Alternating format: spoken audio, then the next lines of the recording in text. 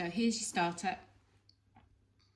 So if you freeze the video, have a quick go at the starter.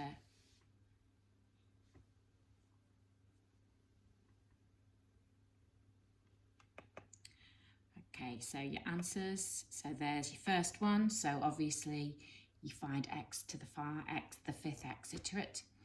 And number 2, you can see that it's a really good example of the sign change rule failing. So what we're going to look at today is we're going to do a bit more iteration, but we're going to sort of add sort of an algebra twist to it.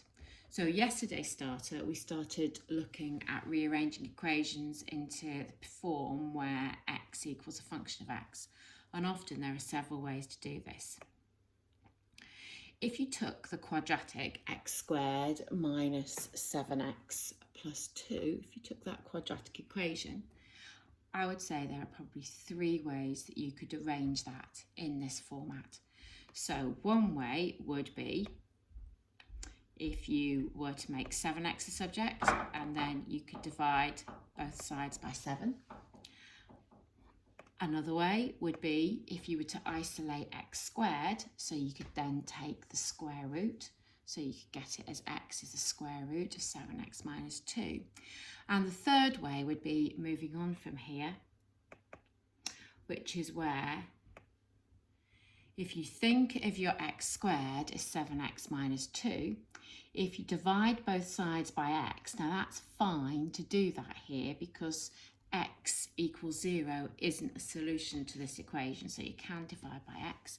So if you divide both sides by x, you would then get something that looked like this, and of course these x's cancel, so you would end up with writing it in that format. So I think there would be 3 different ways that you could rearrange this equation in the form x is a function of x. So this helps us see where our is what that's supposed to say, not where out, right? This helps us see, I'll just change that before I forget, right? This helps us see where our iteration formula comes from and what equation we are trying to solve. So, right, so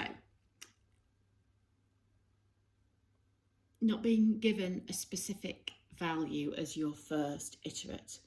So you'll need to be given, if this is the case, if you're not given a specific value to start with, you're going to have to work one out. So you're probably going to be given a hint as to what it is. So it will be, maybe, you'll be instructed to use the sign change rule. You might be asked to sketch a graph. You could be hinted at to get the integers which lie either side of the root, possibly using the table function. So you will be hinted at what you're going to do if you're not given your first iterate. So here's our first example. Just sort of squeeze that in, so it's a little bit cut out there. So, right, probably move that back. Okay, example 1. Explain how you know that the equation x cubed plus 2x squared equals 30 has a solution between 2 and 3. So the first thing you will do with part A, if you have a little look at that, is that's use of the sign change rule. So what you're going to do is you're going to rearrange it so that your function equals 0. You substitute in 2. You can see you've got a negative value. You substitute in 3, you've got a positive value. Therefore, you have a sign change. You must say sign change. So this will equal 0 when x lies between 2 and 3. Part B, you're now going to show that this equation can be rewritten into that formula, into that format where x is a function of x. So that's reasonably straightforward one, isn't it? So all you're going to do for part B is you're going to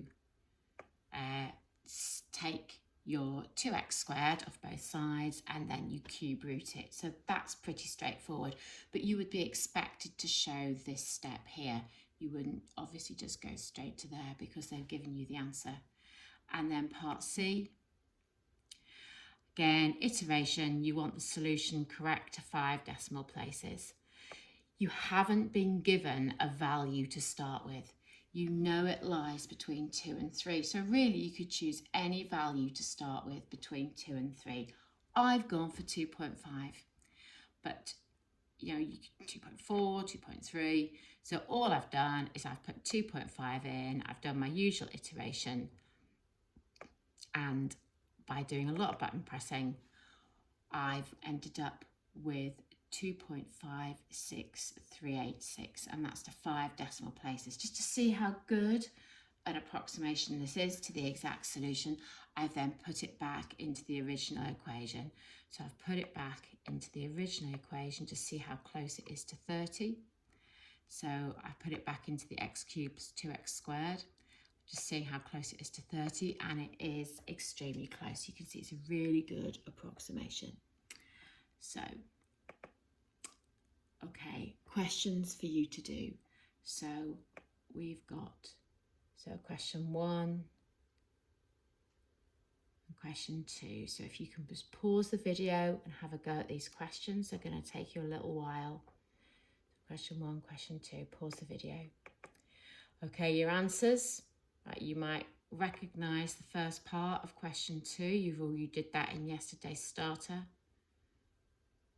Okay, just realised I never showed you question 3. Right, sorry, there's question 3. And there's the answer. So question 1, 2 and 3. So they're your answers. Right, example 2. So use the iteration formula where you're given your first iterate to find the solution to 3 decimal places. So part A is really straightforward for us now. So all you do is you do your solution, you put it into your calculator, press your execute button a lot of times, or whichever method you're preferring, and I'm getting that solution as 0.246. Okay, this is slightly different. So it's like doing what you have been doing, but in reverse. This iteration formula is approximating a solution to a particular equation, and it's a cubic equation. They would like you to find A, B, and C if this is the equation. You can see there's a 0x squared term here. So all you'll do is you multiply, well, first of all, you take away these little subscripts. So it just goes back to x is that function of x. You're going to multiply all through by 4. And then you're just going to add x cubed onto both sides and take 1 onto both sides. So you can see that A is 1, B is 4, and C is -1. And here are your questions. So you've just got 2 questions to do here, but they're quite hard, so take your time. And here's your answers. Well done.